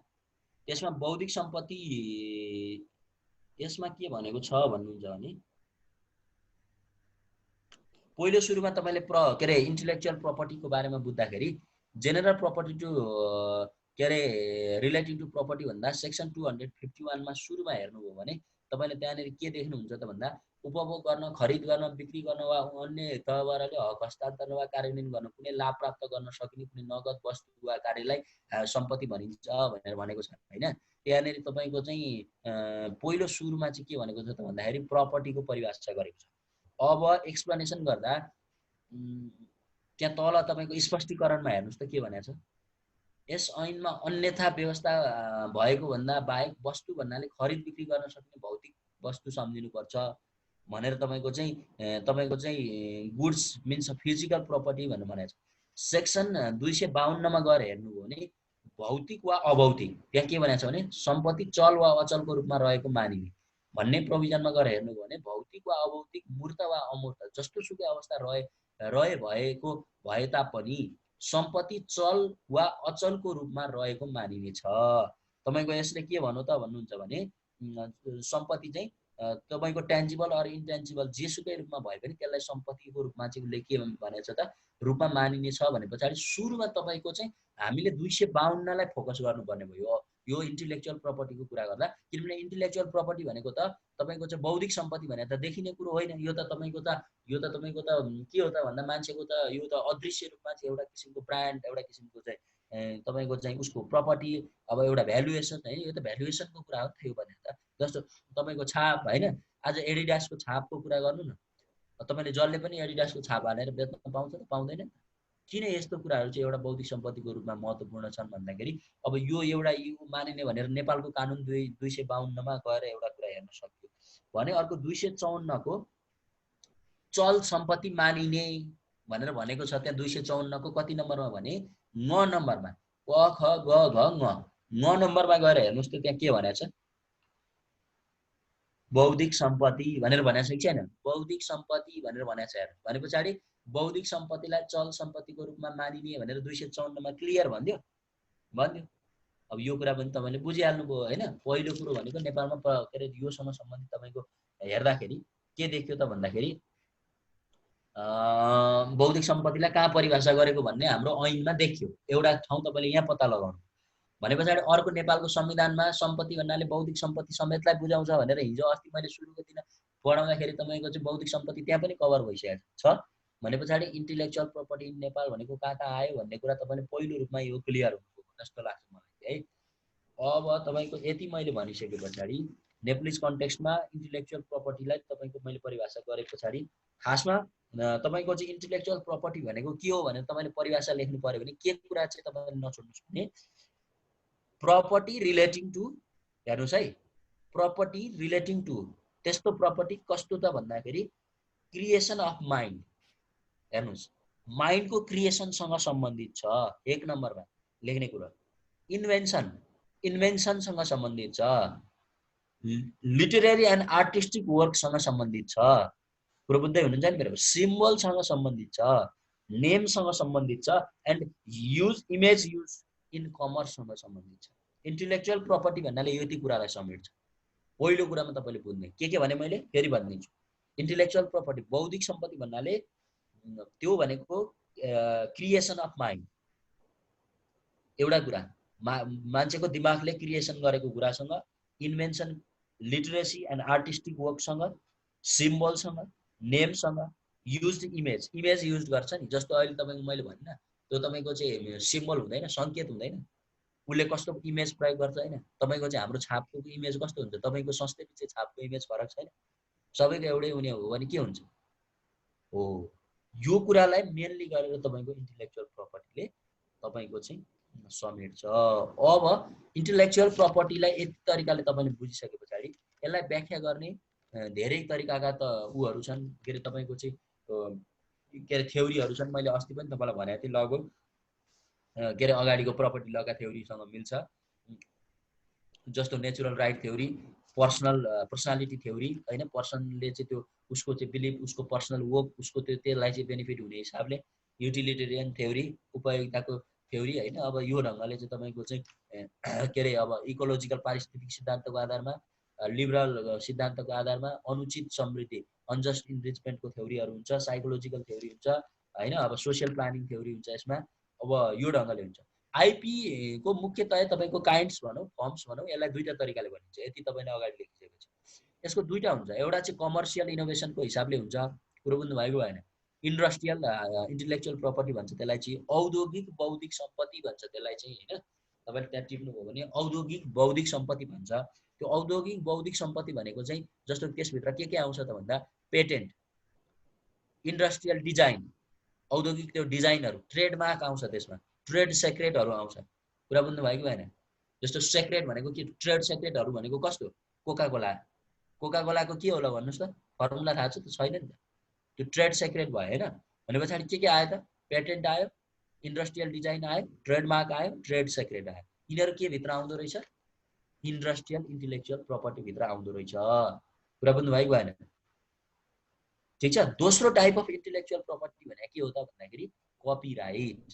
कपिराइट भने के हो? जस्तो तपाईँले, मैले एउटा किताब निकालेँ, मैले किताब निकालेँ भने मेरो पर्मिसन बिना त तपाईँ फोटोकपी गरेर अनियन्त्रित रूपमा चाहिँ तपाईँ धेरै माग रहेछ बजारमा भनेर लाखौँ प्रति कपी गरेर तपाईँले त्यसलाई बेच्न मिल्छ? त्यो मिल्दैन नि। त्यो त कपिराइटको त लको अगेन्स्टमा भयो। त्यसकारण नेपालमा तपाईँको चाहिँ के छ त भन्दा यो इन्टेलेक्चुअल प्रपर्टीको फर्मलाई हेर्दाखेरि यो दुईटै खालको intellectual property, industrial intellectual property र तपाईँको चाहिँ यो कपिराइटसँग सम्बन्धित इन्टेलेक्चुअल प्रपर्टी, आर्टिस्टिक तपाईँको चाहिँ यो वर्कहरूसँग, लिटरेचर एन्ड आर्टिस्टिक वर्कसँग चाहिँ तपाईँको चाहिँ रिलेटेड तपाईँको चाहिँ इन्टेलेक्चुअल प्रपर्टी गरेर दुई खालको इन्टेलेक्चुअल प्रपर्टीको कुरा चाहिँ हामीले गऱ्यौँ होइन। अब तपाईँको चाहिँ पेटेन्टसँग सम्बन्धित कुरा गर्ने हो भने पेटेन्टहरू भनेको कस्तो त भन्दा जस्तो आइफोन, आइफोन भन्दा एप्पलको आइफोन भन्दा त्यसको ब्रान्ड छुट्टै छ नि। हो, पेटेन्टको कुरामा लेख्दा यो कुरा तपाईँले लेख्ने हो, new way of doing something. क्या पेटेन्ट भनेको a product or process that provides a new way of doing something or that तपाईँको चाहिँ offers a new technical solution, जसले चाहिँ न्यू टेक्निकल सोल्युसन दिन्छ, त्यो भनेको पेटेन्ट भयो। इन्डस्ट्रियल डिजाइन भनेको चाहिँ refers to the visual or artistic aspect of wide variety of industrial product. As जस्तो वाचेस, घडीहरू, जस्तै तपाईँको चाहिँ भन्छ नि स्विजरल्यान्डको घडीहरू भनेको चाहिँ त्यसको अर्कै भ्यालु हुन्छ नि होइन। तपाईँको चाहिँ अब साइन क्या त्यस्तो खालको चाहिँ एउटा त्यो आउँछ नि। अनि त्यो भयो। अब ट्रेडमार्कको कुरा गर्ने हो भने ट्रेडमार्क इज अ डिस्टिङटिभ साइन्स क्या। अब साइन वर्डहरू भयो, सिम्बलहरू भयो, जस्तो एडिडासको सिम्बल भयो होइन, हो त्यस्तो कुरा भयो। ट्रेड सिक्रेट भनेको फर्मुला प्र्याक्टिसहरू भयो। यिनीहरू भनेको बौद्धिक सम्पत्तिका चाहिँ एउटा चाहिँ इन्डस्ट्रियल एप्लिकेसनहरू हुन्। यिनीहरूको अहिले व्यापक प्रयोग छ। फर्म्सहरू भन्दा नि हुन्छ यसलाई। जस्तो जोग्राफिकल इन्डिकेसन भनेर भन्ने कुरा नि अर्को चाहिँ महत्त्वपूर्ण इन्टेलेक्चुअल प्रपर्टी जोग्राफिकल। जस्तो हामी के भन्छौँ, पालपाली ढाका टोपी, भोजपुरे खुकुरी होइन, इलामको चाहिँ तपाईँको चाहिँ चियाको कुरा गर्छौँ। हो, यिनीहरू भनेको के हो त भन्दाखेरि चाहिँ तपाईँको चाहिँ जोग्राफिकल इन्डिकेसन। यिनीहरू भनेको इन्टेलेक्चुअल प्रपर्टीका इन्डस्ट्रियल एप्लिकेसनका कुराहरू भने कपिराइट फर्मेसनमा चाहिँ अरू कुराहरू आउँछन्। कपिराइट लज भनेको चाहिँ तपाईँको चाहिँ मैले अघि नै भने लिटरेसी, क्रिएसन अफ कसैले क्रिएसन गरेको कुरालाई फ्रड गरेर हुन्छ, कसरी हुन्छ झुक्क्याएर त्यसको प्रति गर्ने। जस्तो अधिकांश त्यो ल क्याम्पसको छेउछाउमा हेर्नुहोस् त, त्यो चाहिँ तपाईँको टिचरहरूका किताब फोटोकपी गरेका छन्, पर्मिसन छैन, केही छैन, लाखौँ सङ्ख्यामा ऊ तपाईँहरूले जानुहुन्छ। तपाईँहरू यत्र अहिले चाहिँ एलएलबी पढ्ने साथीहरू त्यत्रो के अरे 8-10 हजार साथीहरू छन्। त्यो 8-10 हजार साथीहरूले चाहिँ त्यो बुक चाहिँ त्यो तपाईँको चाहिँ सामान्य एउटा तपाईँहरूले ल भन्नुहोस् त कति किताब किनेर लिएर आउनु भएको छ। ती बुक पसलेहरूले चाहिँ त्यहाँ कति किताब चाहिँ तपाईँको चाहिँ त्यो ढङ्गले बेचेका छन्, कतिको फोटोकपी बेचेका छन्, कतिको के बेचेका छन् होइन। यो त देख्दाखेरि त कपिराइटको भाइलेसन तपाईँको चाहिँ सिधै देखिन्छ क्या। अब त्यो म्यानेज गर्ने हाम्रो सही तपाईँको चाहिँ ऊहरू के अरे इन्स्टिट्युसनहरू नहुँदाखेरिको समस्या भने यो हुन्छ। तर यो कपिराइट क्लेम गर्ने भने चाहिँ फेरि तपाईँको सामानलाई कसैले चाहिँ फ्रड गरेर बेचेको छ भने तपाईँको चाहिँ त्यसलाई नै यो चाहिँ तपाईँले खोज गर्ने कार्य चाहिँ फेरि तपाईँ आफैमा हुन्छ भन्छ यसले। विभिन्न बुक प्रकाशनहरूले पनि त्यसो गर्छ नि। अब अलिक राम्रो किताबहरू निक्ल्यो भने 500 पिस निकाल भनेर भनेको छ भने अब उसले 1000 पिस निकाल्छ, 500 पिस भनेको उसलाई दिन्छ जसलाई हो, अनि 500 पिस आफ्नो हिसाबले बजारमा बेच्छ क्या। त्यो भएपछि त्यो 500 पिसको उसले के गर्नु पर्दैन त भन्दा दिनु पर्दैन। कुरो त त्यही हो। तपाईँहरू कोही छापाखानातिर काम गर्नुहुन्छ, किताबतिर काम गर्नुहुन्छ भने यस्तो हो कि होइन, तपाईँहरू आफैलाई थाहा होला है। अब मेजर भनेको यो भयो होइन। अब चाहिँ यसको रिमेडिजको कुराहरू जो मैले भने नि तपाईँलाई, रिमेडिजको कुराहरू चाहिँ अब यसलाई कानुनले कन्ट्रोल गराएको छ। नेपालको अधिकांश तपाईँको बढी जसो हेर्नुभयो भने सबै कानुनहरूले तपाईँलाई चाहिँ यसमा चाहिँ छ एकदम धेरै कन्ट्रोल गराएको छ। यसमा अब नेपालको तपाईँको चाहिँ हेर्ने हो भने लेजिस्लेसनले पनि कन्ट्रोल गरेको देखिन्छ होइन। किनभने नेपालमा तपाईँको चाहिँ कपिराइट एक्ट भन्ने आएको छ, कपिराइट रुल्स 2061 भने पछाडि दुई खालको टु काइन्ड्स अफ इन्टेलेक्चुअल प्रपर्टीको बारेमा मैले तपाईँलाई भने। एउटा के भने त भन्दाखेरि मैले जो अघि इन्डस्ट्रियल बेनिफिट हुने एउटा चाहिँ कपिराइट भनेपछि दुईवटा खालको त्यो काइन्ड्समा तपाईँले दुईवटा खालको जे भन्नुहोस्, काइन्ड्स भन्नु फर्म भन्नु यसलाई जे भन्दा नि भयो, त्यो काइन्ड्स फर्म्समा चाहिँ तपाईँले चाहिँ यतापट्टि मैले जो इन्डस्ट्रियल एप्लिकेसन भनेको थिएँ नि हो त्यसलाई तपाईँको चाहिँ उ गर्नको लागि patent design and trademark act 2022 भनेर आएको छ नेप्लिज कन्ट्रीमा है। यो तपाईँले बुझ्नुपर्छ, कुरा बुझ्नु भएको भएन। त्यसलाई कन्ट्रोल गर्नको लागि बनेको कानुन कुन त 2022 को पेटेन्ट डिजाइन ट्रेडमार्क एक्ट हो भने कपिराइटलाई कन्ट्रोल गर्न बनेको एक्ट चाहिँ 2059 को। नेपालको यति लजहरू तपाईँले बुझ्नुपर्छ होइन। अब मैले यति भनिसके पछाडि म एउटा तपाईहरुलाई आइडिया भनिदिन्छु जसले गर्दा तपाईलाई पढ्नलाई अलिकति सजिलो होस्। जस्तो म तपाईलाई यहाँ के भन्न सक्छु भन्दाखेरि एउटा गरौँ नेपालको जस्तो हेर्नुस् है त डिजाइन अब धेरै त पर्दैन तपाईहरुलाई जस्तो राइट्स रेमेडिज अब्लिगेसनको कुरामा अलिअलि टच गर्नुपर्ने तपाईहरुको ठाउँ छ हैन। त्यसमा चाहिँ जस्तो नेपालमा यो हक हस्तान्तरण गर्न पाउने अधिकार हुन्छ हेर्नुस्। जस्तो त्यहाँ राइट्स एन्ड अब्लिगेसनको कुरा गरेको छ तपाईको हक हस्तान्तरण गर्न पाउँछ। जस्तो 21 को डी मा चाहिँ तपाईको चाहिँ त्यो पेटेन्ट डिजाइन ट्रेडमार्क 2022 मा के भनेको छ त भन्दाखेरि अब डिजाइनको the owner of the design may transfer the ownership and approve the in तपाईको चाहिँ writing of for its use. अब के भनेको छ भने उसले त्यो आफ्नो अधिकार हक चाहिँ जो उसको त्यो उसमा छ पेटेन्ट डिजाइन ट्रेडमार्कमा छ त्यो चाहिँ उसले हस्तान्तरण गर्न सक्छ भन्ने चाहिँ नेपालको कानुनी व्यवस्था छ हैन। लिखित रूपमा उसले हस्तान्तरण गर्न पाउने भन्ने चाहिँ व्यवस्था छ 21 को डीमा छ त्यो पेटेन्ट डिजाइन ट्रेडमार्कमा छ। त म तपाईलाई एउटा दुईटा कुरा यसमा के भन्न खोजेको भने अधिकार कति वर्षसम्म रहने भन्ने मुख्य कुरा हुन्छ क्या। सधैँ रहिरहन्छ त ल जस्तो कपिराइटको कुरा गरौँ न। जस्तो कसैको म्युजिकमा अधिकारको कुरा गरौँ जस्तो कपिराइटहरु भने त म्युजिक भित्रको कुराहरु आयो हैन। जस्तो मानौ नारायण गोपालको गीतहरु उसको सिर्जनाहरु त्यतिकै तपाईको विदाउट पर्मिसन त्यसलाई चाहिँ कति समयसम्म चाहिँ तपाईको चाहिँ कति समय पछाडी चाहिँ त्यो गर्न पाउने त भन्दाखेरि यस्तो छ क्या उ बाँचिरहेको छ भनेदेखि बाँचुन्जेलसम्म त उसको त्यसमा अधिकार रहन्छ। जस्तो किताब कसैले लेखेको किताब छ त्यो किताबमा उसको अनरशिप चाहिँ त्यसमा उसको अधिकार कति समयसम्म रहन्छ भन्दाखेरि कपिराइटको पाटोपट्टि भन्दैछु है मैले। यता इन्डस्ट्रियल डिजाइनतिर भनेको छैन मैले उतापट्टि औद्योगिकपट्टि भनेको छैन। यतापट्टि भन्दाखेरि चाहिँ नेपालमा तपाईको चाहिँ कपिराइटसँग सम्बन्धित तपाईको कुनै पनि किसिमको क्रिएसन गरेको छ भने उसले त्यसमा बाँचुन्जेल उसको अधिकार रहने र मरेको पनि 50 वर्षसम्म उसको त्यसमा अधिकार रहन्छ। त्यसपछि मात्रै बल्ल मान्छेले चाहिँ त्यसलाई सही तरिकाले एउटा सही ढंगले चाहिँ बिना कसैको रोकटोक त्यसमा चाहिँ सिन्डिकेट चाहिँ हट्छ। मैले भन्न खोजेको कुरा बुझ्नु होला तपाईले। कपिराइटसँग सम्बन्धित जति पनि एक्टिभिटीहरु छन् त्यसको के रहेछ त कानुनी व्यवस्था भन्दाखेरि तपाईको चाहिँ त्यसमा चाहिँ किताबसँग सम्बन्धितको कुरामा क्या केसँग सम्बन्धितको कुरामा किताबसँग सम्बन्धितको कुरामा चाहिँ उ तपाईको चाहिँ मरेको पनि 50 वर्षसम्म त्यसमा हुन्छ भने अब भिडियोहरुको सम्बन्धमा चाहिँ त्यसमा चाहिँ डिफरेन्ट छ। जस्तै फोटोग्राफमा चाहिँ धेरै वर्ष छैन कति 20 वर्ष जस्तो लाग्छ मलाई ठ्याक्कै छैन हो। अब यस्तो कुराहरु छन् क्या अलिअलि।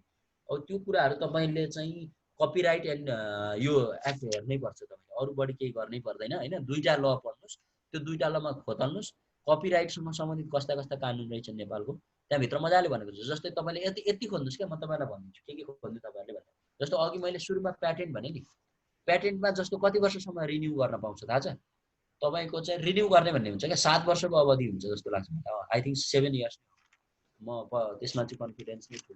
7 वर्षसम्मको पहिलो सुरुमा उसले दर्ता गरे। जस्तो पेटेन्ट मेरो यो पेटेन्ट हो मेरो पेटेन्ट दर्ता गर्दै भनेर उ चाहिँ गभर्नमेन्टको उसमा गइसकेपछि इन्स्टिट्युसनमा गइसकेपछि पेटेन्ट दर्ता भयो। पेटेन्ट दर्ता भइसकेपछि अब उसको त्यो पेटेन्टमा कति वर्ष उसको अधिकार छ 7 वर्ष।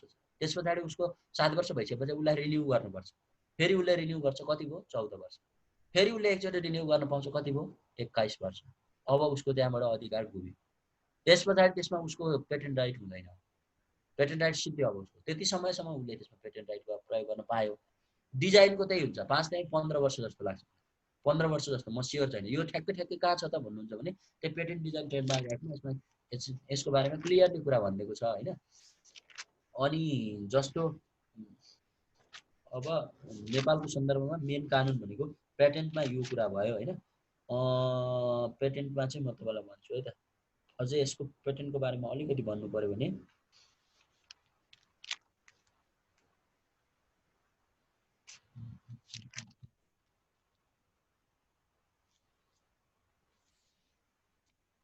पेटेन्टको प्रकारको कुरा गरेछ पेटेन्ट अनरशिपको कुरा गरेछ अनि लाइसेन्सिङ अफ पेटेन्टको कुरा गरेछ हैन। अब यो पेटेन्ट कसरी लाइसेन्सिङ गर्ने यो डिटेल हो तपाईहरुलाई यति चाहिएन। मैले सामान्य अघि भनेको कुराहरु तपाईले चाहिँ गर्नुभयो भनेदेखि भइहाल्छ। अब जस्तो ल हेर्नुहोस् है, पेटेन्टको विषयमा के छ भन्नुहुन्छ भने म तपाईँलाई यहाँ भनिदिन्छु। नेपालमा तपाईँको चाहिँ पेटेन्ट चाहिँ ट्रान्सफर गर्न पाउने कुरा छ। त्यस पछाडि पर्सन हु कमिट्स अफेन्स, अब गल्ती गरे मान्छौँ, मानौ उसले पाउने अवधिभरमा कसैले चाहिँ पेटेन्ट चाहिँ तपाईँको चाहिँ पाउने पेटेन्ट चाहिँ भित्र चाहिँ अब कसैले चाहिँ के अरे इलिगल रूपमा चाहिँ गरिदियो क्या। जस्तो अब तपाईँको एउटा प्रोडक्ट आइरहेछ, त्यसमा चाहिँ थाहा नै नदिकन त्यही पेटेन्टमा चाहिँ अर्को प्रोडक्ट कसैले उत्पादन गरेर ठ्याक्क बजारमा चाहिँ इलिगल रूपमा बेच्यो भने पछाडि के हुन्छ त भन्नुहुन्छ भने तपाईँको चाहिँ 500,000 रुपिज भनेको 5,00,000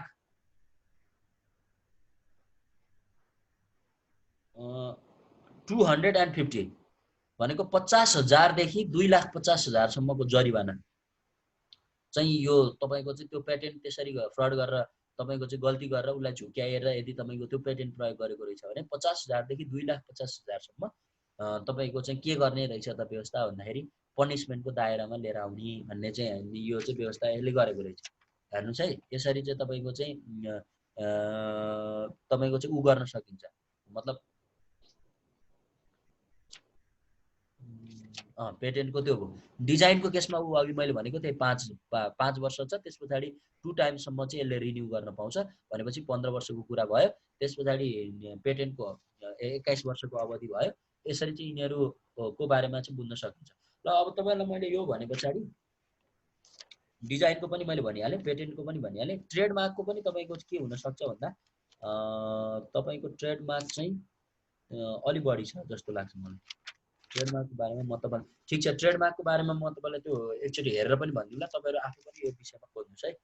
ल मैले यति भने पछाडि तपाईँको इन्टेलेक्चुअल प्रपर्टीलाई राइट र रिमेडिज दुइटै कुरा छ भन्ने कुरा बुझ्नु होइन। अब राइट र रिमेडिज तपाईँले त्यो दुइटा एक्टमा हेर्दाखेरि ठ्याक्कै तपाईँले पत्ता लगाइहाल्नुहुन्छ होइन। इन्टेलेक्चुअल प्रपर्टीको बारेमा हेर्नुहोस् त, मैले सबै लगभग तपाईँहरूलाई एउटा चाहिँ के बनाइदिएँ त भन्दाखेरि यो एउटा फ्रेमवर्क बनाइदिएको छु होइन। उहाँले ट्रेडमार्क इभर हुन्छ भन्नुभएको छ, आई थिङ्क त्यो पनि हुनसक्छ हो, म 100% स्योर चाहिँ छैन। अब धेरै समय नै हुन्छ, ट्रेडमार्कको पनि अवधि नै हुँदैन। तर ट्रेडमार्कको पनि यस्तो हुन्छ, ट्रेडमार्क इभर नै हुन्छ हो, तपाईँले भनेको राइट नै हो, त्यो एनालाइसिस गर्नुपर्ने हुन्छ एक्चुअली। ठिक छ, अब ट्रेडमार्क को बारेमा चाहिँ ट्रेडमार्क यो उसको बारेमा त्यही एक्टमै हेर्ने हो। एकचोटि मैले पनि तपाईँको थप हेरेर भन्छु तपाईँलाई कति टाइम भनेर है। ल अब यति गऱ्यौँ भने ल अब तपाईँको हामीले के कभर गऱ्यौँ त भन्दा इन्टेलेक्चुअल प्रपर्टी नेपालमा कस्तो छ, त्यसमा सम्बन्धित कानुन के रहेछ, त्यसमा सम्बन्धित दुईवटा केसहरू पनि छन्। तपाईँलाई त्यो जस्ट लेख्नको लागि मात्रै हुनसक्छ इफेक्टिभ, त्यो म तपाईँलाई भोलि भनौँला। अब लिडिङ केसहरू छ, म कति लिडिङ केसहरू तपाईँलाई भोलि भन्न भ्याउँछु, त्यति म केसहरू भनिदिन्छु। त्यहाँ मैले पठाएकोमा पनि धेरै केसहरू छन्, तपाईँले हेर्नुभयो भने।